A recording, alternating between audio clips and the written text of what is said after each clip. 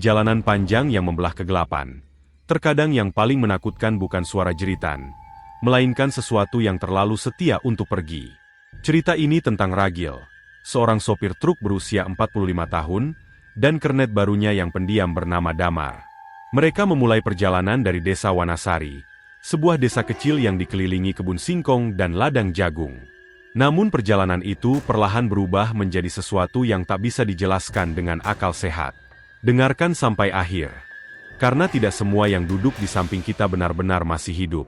Subuh itu desa Wanasari diselimuti kabut lebih tebal dari biasanya. Udara terasa basah dan berbau lumpur, seperti tanah kuburan yang baru digali. Tidak ada suara ayam berkokok. Tidak ada anjing menggonggong. Hanya sunyi yang menggantung rendah. Di halaman parkir kecil dekat gudang tua, sebuah truk tua berwarna biru kusam terdiam. Catnya mengelupas seperti kulit yang terbakar matahari. Di balik kemudi, Ragil duduk sambil menggosok kedua tangannya yang dingin.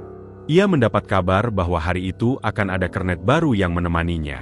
Dari balik kabut, sosok itu muncul. Damar. Tubuhnya kurus dengan wajah yang pucat keabu-abuan. Matanya cekung seperti kurang tidur berhari-hari. Ia tidak menyapa, tidak tersenyum. Ia langsung mengangkat karung satu persatu ke bak truk, yang membuat Ragil merinding. Tidak terdengar suara napas. Karung-karung berat itu terangkat tanpa erangan, tanpa hentakan, tanpa suara gesekan keras.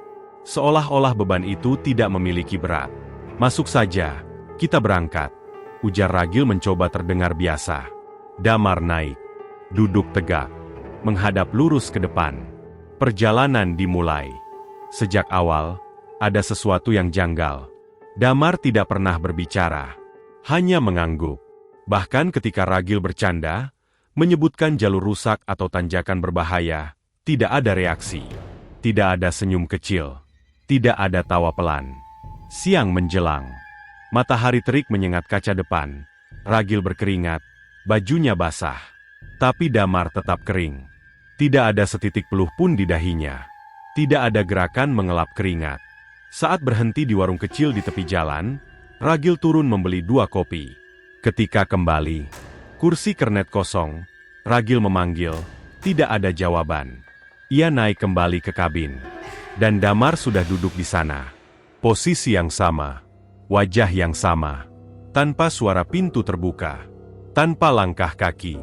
Ragil mulai merasa dadanya berat. Malam datang lebih cepat dari biasanya. Jalanan sepi, hanya diterangi lampu depan truk. Udara mendadak dingin menusuk tulang. Lalu bau itu muncul. Bau tanah basah, bau bunga yang membusuk. Bau seperti kain kafan yang lembab. Ragil menoleh perlahan. Damar masih duduk. Tapi kulitnya kini terlihat lebih pucat. Bibirnya menghitam.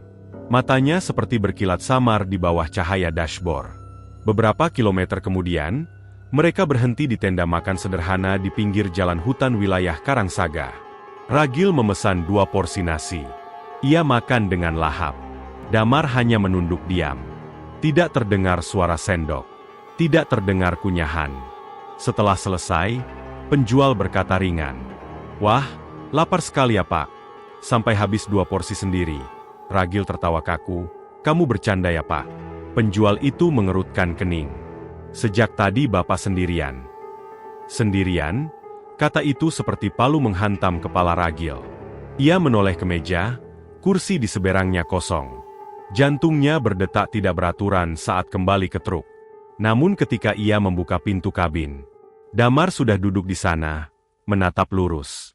Seolah tidak pernah pergi. Truk kembali melaju. Beberapa saat kemudian, ponsel Ragil bergetar. Nama istrinya, Lestari, muncul di layar. Ia mengangkatnya. Tangisan langsung pecah di seberang sana. "Mas, kamu tahu Damar kan?"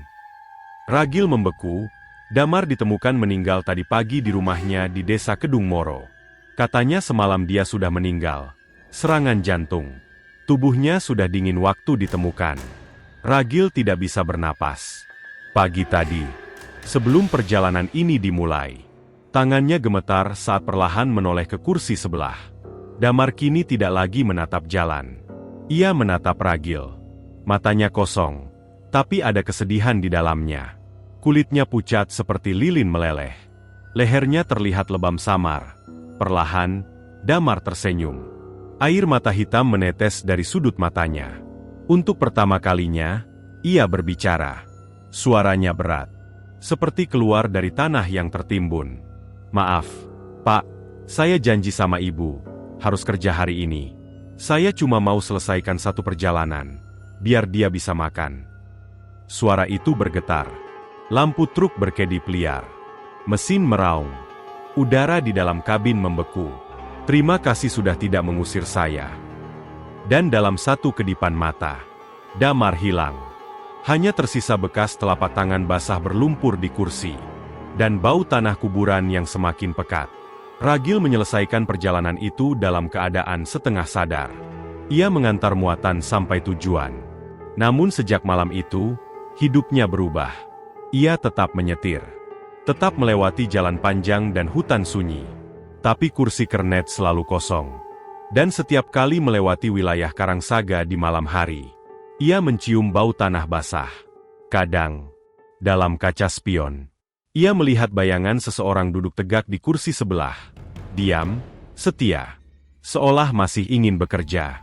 Karena terkadang, yang paling menyedihkan dari sebuah perjalanan bukanlah kematian, melainkan janji yang belum sempat ditepati.